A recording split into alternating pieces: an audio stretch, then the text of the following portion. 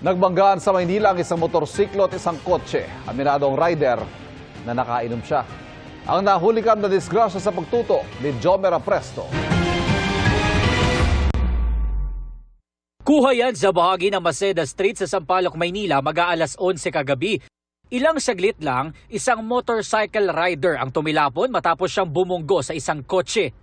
Tumagal din ng ilang minuto bago naitayo ang rider at nabigyan ng baunang lunas ng mga rescue volunteer. Ayon sa first responder na si Hernan, nagtamo ng matinding tama sa kanang bahagi ng ulo ang biktima. Pagdating namin, wound cleaning po kami agad and then control bleeding po sa ulo kasi meron po siyang laceration sa ulo. Malala po yung tama po niya na yun. Kwento daw ng biktima sa kanila, galing siya ng Caloocan City at pauwi na sana sa Montalban, Rizal. Aminado raw ang rider na nakainom siya.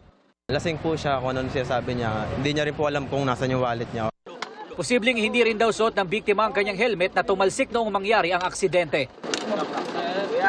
Gising. Pau. Bagamat agad na isakay sa ambulansya ang biktima, hindi siya agad na isugod sa ospital dahil hinintay pa ang kanyang mga kaanak mula sa Montalban, Rizal. Kwento naman ng driver ng nabanggang sasakyan, pakaliwa siya sa Simeon Street nang biglang sumulpot ang rider.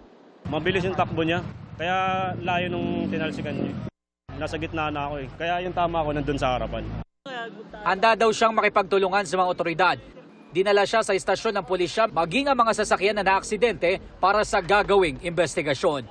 Para sa GMA Integrated News, Jomer Apresto, nakatutok 24 oras.